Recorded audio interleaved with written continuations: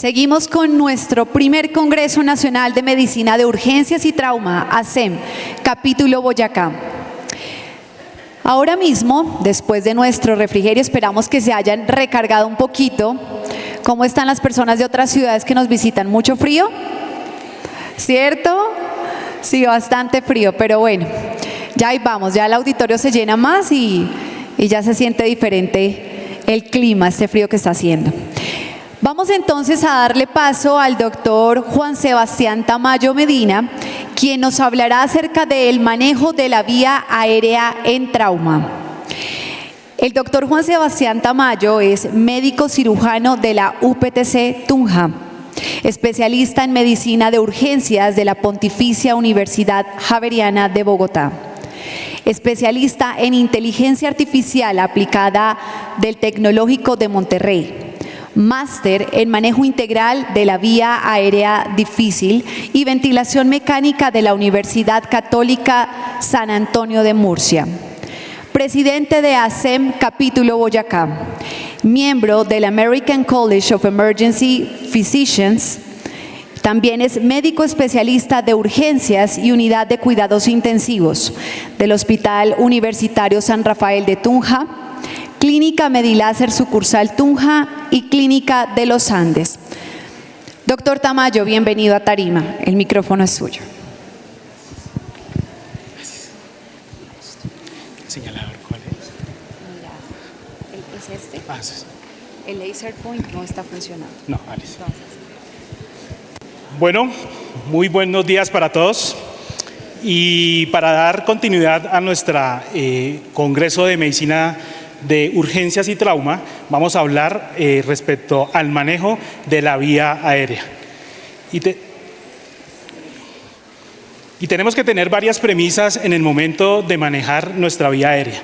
Lo importante en este momento es tener una adecuada oxigenación en nuestros pacientes. Ya sabemos que de por sí un paciente que está altamente traumatizado, traumas directos a algún sistema, si hay daños y adicionalmente si nosotros no mantenemos una adecuada oxigenación, no podemos mantener una adecuada perfusión, que esto lo vamos a ver reflejado más tarde en los desenlaces finales cuando estamos manejando a nuestro paciente altamente traumatizado. Y esto es cuestión de tiempo. Hay que tomar decisiones inmediatas porque el manejo de la vía aérea difícil en trauma hace que sea una emergencia. Una emergencia que si tú no tomas la decisión de proteger esa vía aérea o por lo menos mantener una oxigenación, los desenlaces fatales son muy altos en nuestro paciente. Y aparte del tiempo que tenemos, pues nos vamos a enfrentar a un escenario completamente tenaz, en el cual encontramos pacientes que son altamente politraumatizados y tenemos traumas severamente a nivel facial. Entonces estamos contra el tiempo y adicionalmente contra el tiempo exponiéndonos a una situación que a cualquiera, incluso siendo especialistas o en manejar vía aérea, nos demanda un poco de angustia manejar este tipo de pacientes.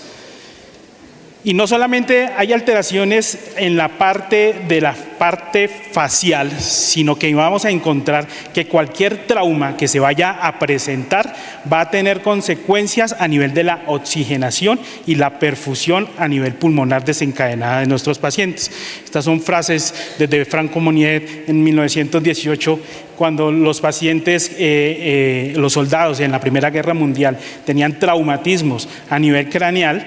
Era más difícil que murieran estos pacientes del trauma craneoencefálico directo, aparte que su mayor prevalencia en la mortalidad es a base de esta respuesta metabólica que se desencadena en el trauma, que va a ser en estos casos una SRA. Entonces es primordial esas primeras horas de la reanimación y el manejo del trauma, donde la oxigenación para mantener adecuada perfusión va a salvar vidas en nuestros pacientes. Y si vamos a ver cuáles son las causas de falla respiratoria hipoxémica, aparte de la neumonía, todo tiene que ver relación con el trauma. ¿sí? Paciente que tenga alteración del estado de conciencia que puede broncoaspirar, el mismo politrauma de por sí solo, las contusiones pulmonares que en una valoración secundaria y un poco más tardía, si no tomamos la acción de proteger esta vía aérea de los pacientes, el desenlace final va a ser mortalidad en un porcentaje muy alto. Y asociados a esa misma respuesta inflamatoria que se puede producir y todo lo que desencadena la respuesta metabólica al trauma. Y si vamos a tomar una valoración inicial de nuestro paciente para determinar si vamos a proteger la vía aérea, pues ya hay reglas establecidas para determinar una valoración rápida de decir voy a tener que mejorar la oxigenación a mi paciente dependiendo si lo vamos a utilizar de una forma básica o si vamos a utilizar una forma avanzada de la vía aérea. En una valoración rápida podemos tomar esa conducta. ¿Y cómo vamos a hacer el abordaje de la vía aérea? La vamos a hacer en 3 momentos. Tenemos que pensar 3 momentos para decidir el paciente tengo que protegerle esta vía aérea. Y estos 3 momentos vamos a ver el primero. El primero vamos a ver a qué escenario nos estamos enfrentando.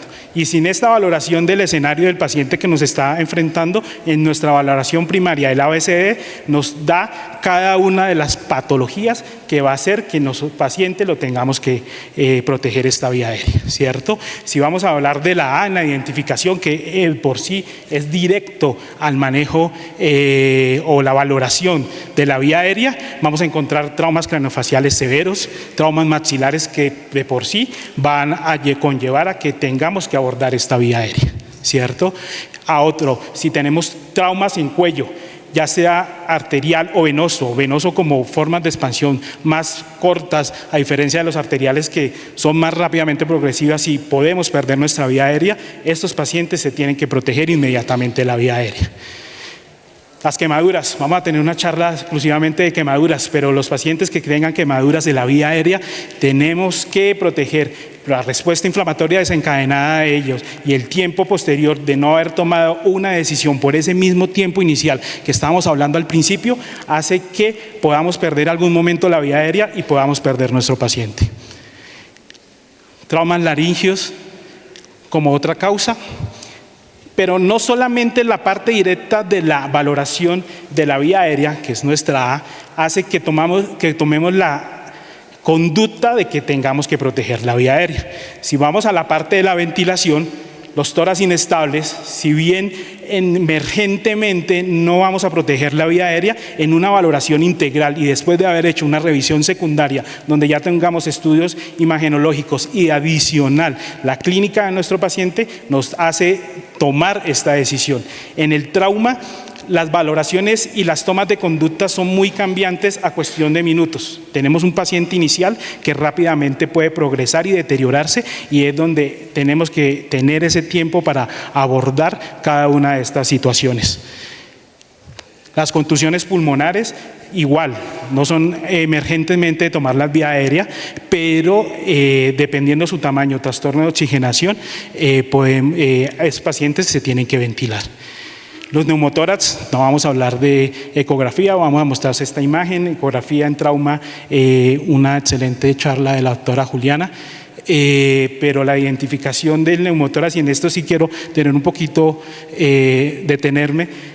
Los pacientes que tienen neumotórax y usted los puede identificar, inmediatamente los puede identificar en la evaluación primaria, cuando usted utilice la ecografía. Si usted está seguro de que tiene un neumotórax, pero el paciente está en falla respiratoria, resuelva primero el neumotórax, ¿cierto? Porque muy posiblemente un neumotórax simple lo puedes convertir en un neumotórax a tensión o un paciente que esté en neumotórax a tensión lo entra en parada cardíaca. Tiene que estar preparado para descomprimir el tórax. Si de por sí la hipoxemia persiste, hay alteración neurológica o hay muchos traumas asociados y toman la decisión de intubarlo, es otra cosa, pero preveniendo que la presión positiva que vas a ejercer sobre la ventilación mecánica a nivel de la cavidad torácica puede perpetuar este escenario. Neumotórax, nada que hacer, si lo podemos identificar, hay que valorarlo. El paciente es determinar si hay lesiones potencialmente fatales como un hemotórax masivo, si este paciente requiere ser pasado a salas de cirugía o alguna otra intervención, tenemos que protegerle la vía aérea de nuestro paciente.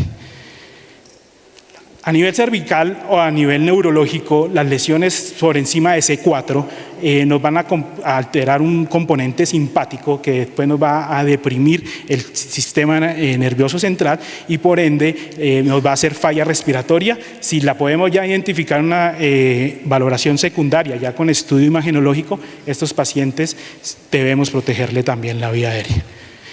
Quería detenerme un poquito aquí cuando hablamos en las contusiones pulmonares. Si bien es una valoración secundaria, pero como estamos hablando, esto es tardío, estos pacientes debemos hacer una protección de la vía aérea. Traigo a colación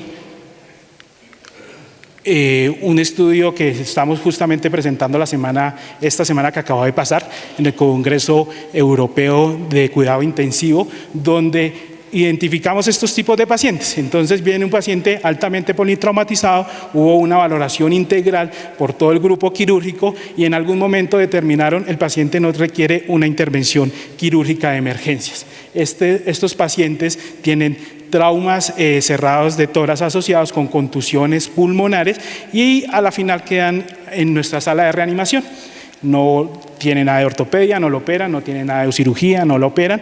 Y estos pacientes por lo general son jóvenes y relativamente lucen bien, ¿sí? Estos pacientes debemos abordar la vía aérea para hacer una fibrobroncoscopia temprana. Entonces este estudio lo llevamos, vimos desenlaces. Al principio dijimos no solamente el trauma directo a nivel de la vía aérea puede transportar a una hipoxemia, sino esa misma respuesta metabólica al trauma y asociado SSRA secundario 2-3 días después. Si no abordamos estos pacientes ya no podemos detener la progresión a hipoperfusión y muerte.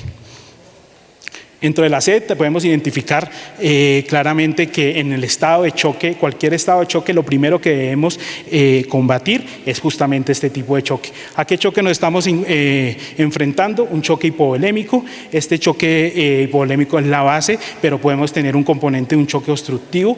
Si resolviendo el choque y no vemos que vaya a mejorar la parte de alteración del estado de conciencia o estamos ante un paciente altamente traumatizado, debemos protegerla. En su déficit neurológico también debemos mirar estados de Glasgow, pacientes severidad de trauma y si en algún momento ya tenemos estudio imagenológico, poder hacer la intervención. Aquí es muy importante respecto a la exposición, si bien por lo general el trauma facial es muy llamativo, usted lleva un paciente politraumatizado y trauma facial, pues lo identifica claramente, pero como hablaba el doctor Ronald, todos nuestros pacientes tenemos que exponerlos y observarlos y valorarlos. Traigo un caso, efectivamente, un trauma craneofacial altamente impactante, pero un paciente que no ventilaba y venía con un collar cervical, ¿sí? Y cuando realmente se valora el paciente, un trauma a nivel del cuello. ¿Sí? Esto es para que nos quede enseñanza que independientemente si vemos algo localizado, el paciente se tiene que exponer a alguna valoración, para la valoración integral. Después de haber tenido la identificación, vamos a tomar el objetivo. ¿En qué escenario nos vamos a mover de nuestro paciente? Si tenemos un paciente que está altamente traumatizado, está en choque y en algún momento requiera el manejo de vía aérea bajo un vía aérea crash, ¿cierto? Si tiene una alteración del estado de conciencia, si nos da el tiempo de hacer una secuencia de intubación rápida, si el paciente llega altamente agitado, porque por lo general vienen bajo efectos del alcohol y tenemos que hacer una secuencia de intubación rápida un poco retardada, donde la ketamina y la desmedeto juegan un papel importante para estabilizar a nuestro paciente, llevar una valoración objetiva y poder después terminar a obtener la vía aérea.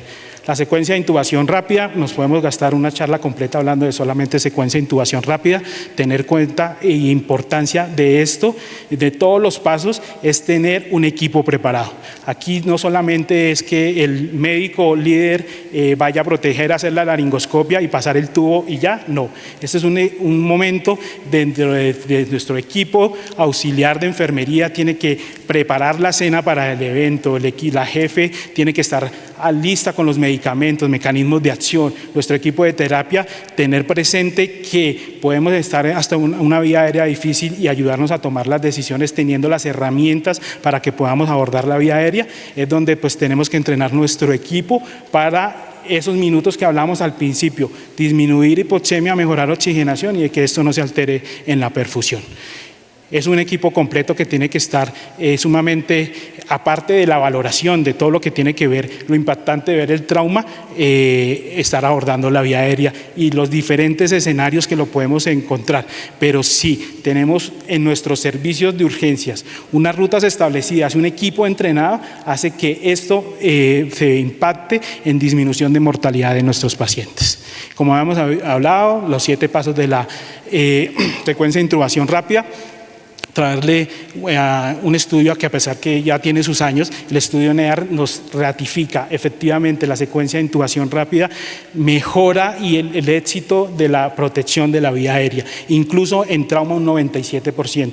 Todos los pacientes que llegan con falla respiratoria y que tengamos que abordar nuestra vía aérea va pues bajo esa premisa.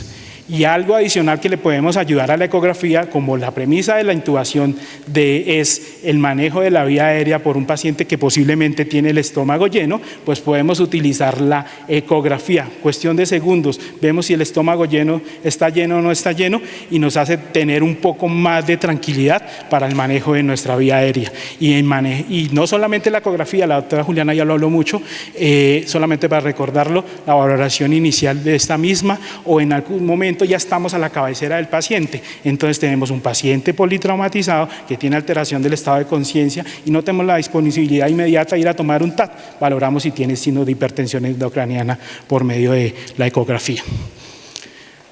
¿Cuál es el objetivo? Parálisis neuromuscular, sedación, mantener estabilidad hemodinámica. Aquí viene a prevenir el aumento de la PIC, que es lo fundamental. Por lo general, estos pacientes tienen traumas craneoencefálicos asociados. Ya hablábamos, la inicial de la secuencia de intubación rápida, prevenir el vómito, disminuir la broncoaspiración, que hablábamos al principio, disminuir hipoxemia, y eso se ve reflejado en disminución de mortalidad, y prevenir el aumento de la presión intraocular.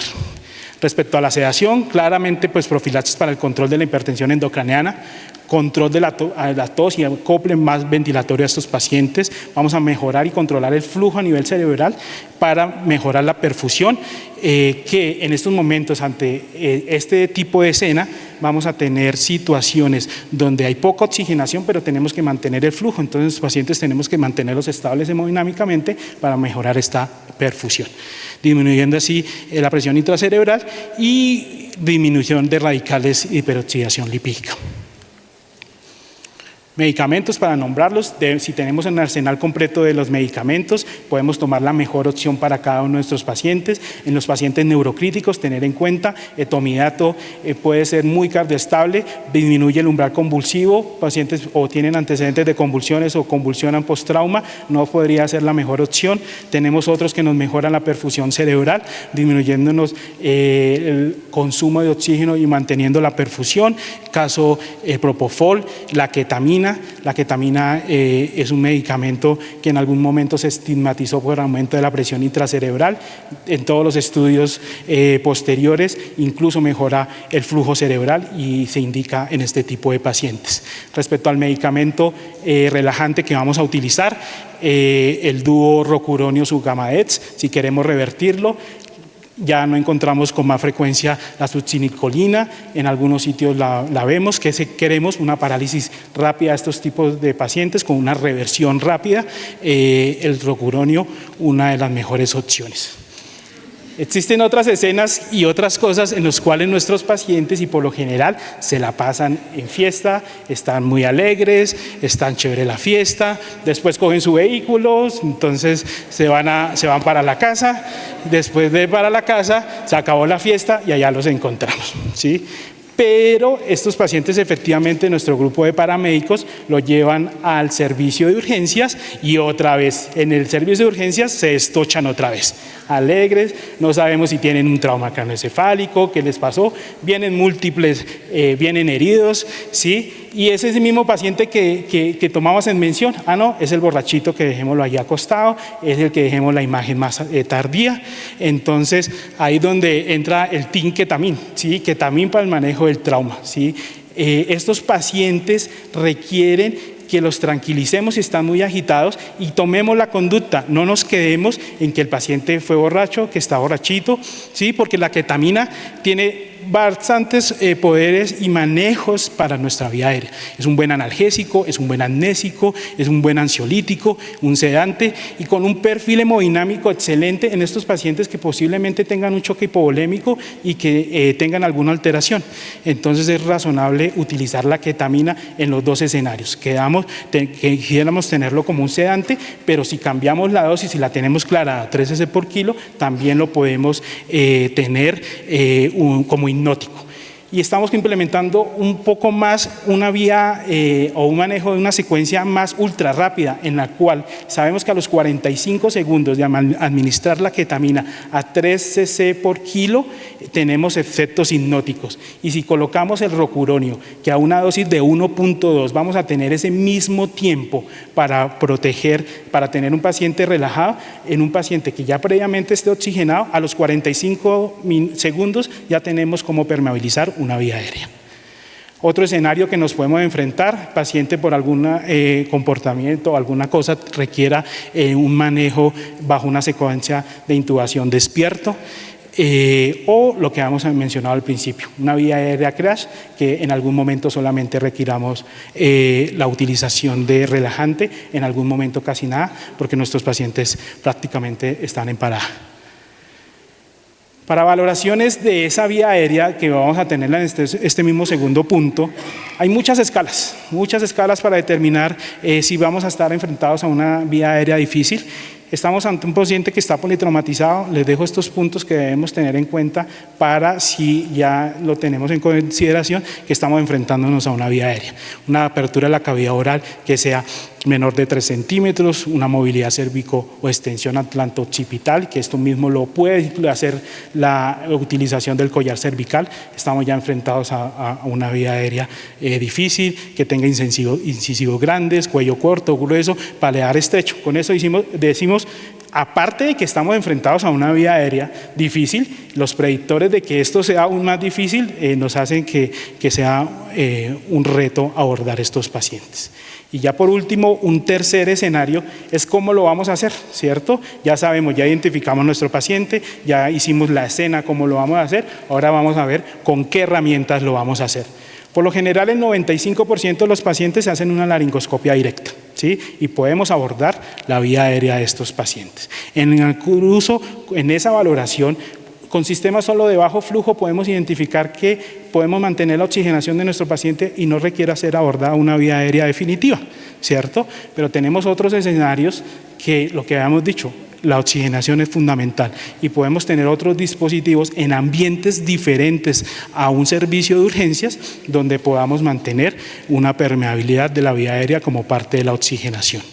Cuando hay traumas cervicales, la inmovilización manual es fundamental. Tenemos un paciente que está inmovilizado, ¿sí? Pero decidimos abordar la vía aérea. Tenemos que hacer una intubación a 4 o a 6 manos, donde hagamos una extensión y fijación claramente de la columna para poder abordar la vía aérea y que al momento de hacer la laringoscopia no vaya a haber alteraciones. Si vamos a ver el impacto de la laringoscopia a nivel de lesiones cervicales, vamos a ver que durante la inserción del laringoscopio pues mínimamente va a haber alguna repercusión. Durante la elevación, sí, que vamos a hacer eso dando una rotación superior en las primeras vertebrales. Entonces, y durante la intubación va a haber un poquito en alteraciones en la rotación entre la C1 y la C2. Pero si vamos a ver, esto no va a impactar de mayor forma en los pacientes que ya tengan una lesión cervical establecida. El trauma craneoencefálico asociado con lesión cervical, el porcentaje de lesión cervical asociada es en un porcentaje máximo de 10%, con daños neurológicos severos baja hasta el 5%, y en cambio sí, no mantener una oxigenación adecuada a nuestro paciente, ya lo que hemos hablado previamente.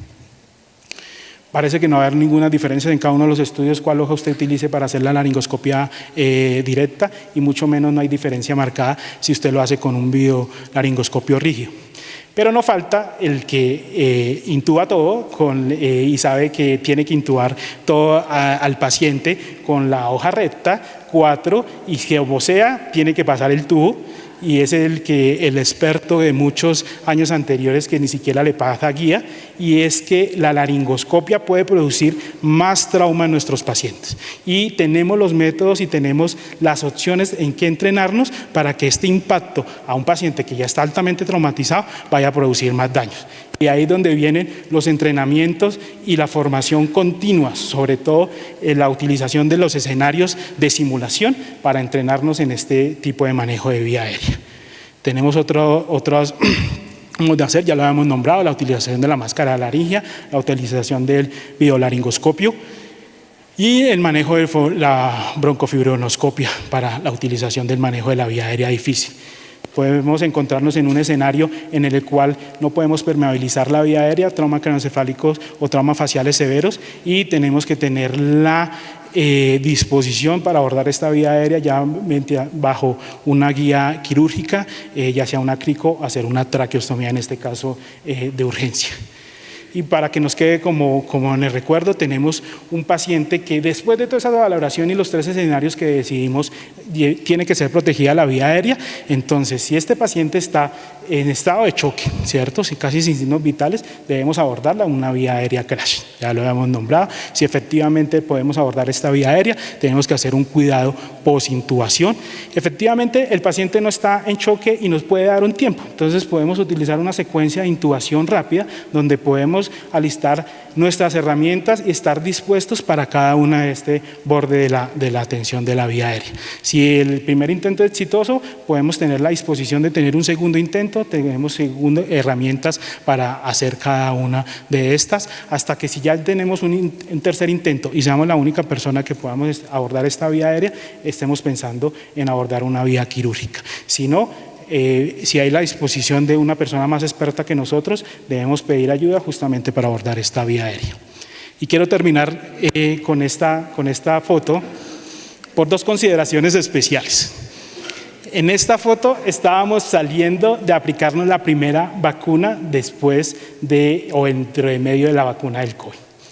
Y supimos que en esta pandemia tuvimos la vía aérea más difícil que pudimos manejar. Nos enfrentamos a la vía aérea más difíciles, con los instrumentos en algún momento innovadores, con las máscaras, con los laringos, compré todo el arsenal y nos hizo aprender muchísimo de la vía aérea, ¿cierto? Y eso nos hace que, si bien no nos consideremos unos expertos, podamos abordar en nuestros centros, en nuestras instituciones, un grupo personal que se pueda entrenar en eso. Y la segunda consideración por la cual traje esta imagen fue porque aquí llevábamos, después de que iniciamos esta pandemia, 7 meses de haber abierto 24 horas el servicio de urgencias del Hospital San Rafael, y nos llegó una pandemia. Genere un sistema, una UCI, un sistema de urgencias, pero pues ahí estábamos los 3. Y para llegar en este momento y estar en este congreso, y muchas gracias a ustedes.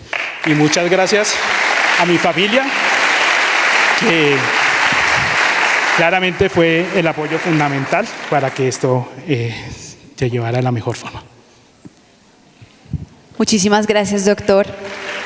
Por favor, por este lado. Nada más ni nada menos que de parte de su esposa, la doctora Lira, queremos darle un reconocimiento, un agradecimiento, un detalle muy especial de productos.